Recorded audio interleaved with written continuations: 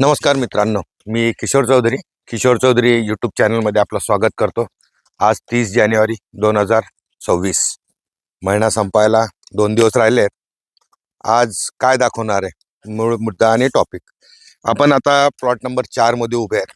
ज्या प्लॉटमध्ये कायम मी सांगत राहतो की व्हिडिओ शूट कमी होत राहतो बा, आज आपल्या या प्लॉट 4 आणि 5 मध्ये जे मल्चिंग पेपर टाकायचं काम राहिलेलं होतं ते आपण आता जलद गतीने सुरू केलेलं आहे. पपई पण लागवड झालेली आहे, ते पण दाखवेल.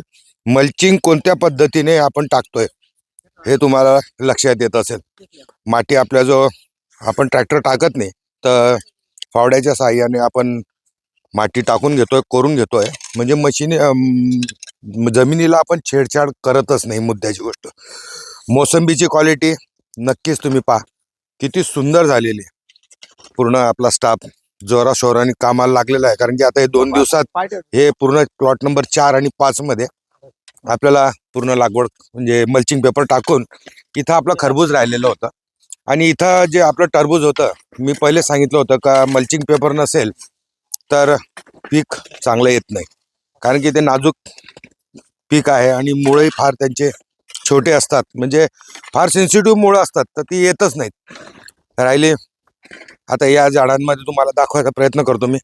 पहिले कॅमेरावाल्याला तर सांगेल का मोसंबी पहा, कटिंग झालेली आहे आपली. हे कट केलेले दिसतात आहेत.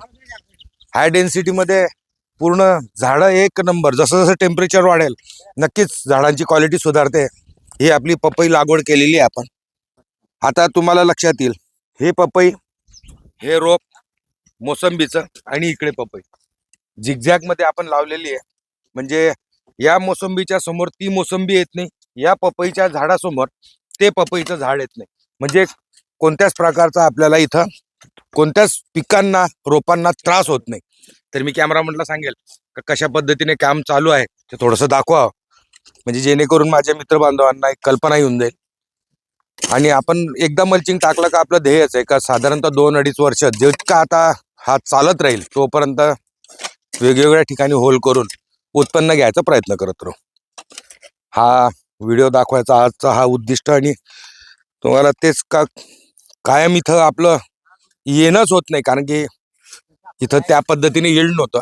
थोडंसं आपलंही मन खराब व्हायचं का आपली एक चूक झालेली आहे, मल्चिंग नाही आहे, वेळ मिळाला नाही टाकायला. मल्चिंग असूनही वेळ मिळाला नव्हता. पण त्या कारणानंतर ही मोसंबी एवढी सुंदर डेव्हलप झालेली आहे का तुम्ही मला सांगा का कशा पद्धतीने तुम्हाला मोसंबी दिसते. तरी आता आपलं हे पपईचं ग्रोथ रोपांचं तर सुंदर होतच आहे. मी कॅमेरामॅनलाही सांगेल का लागवड केलेली आहे ते थोडंसं पपईचं रोप दाखवा कोणत्या पद्धतीने आहे.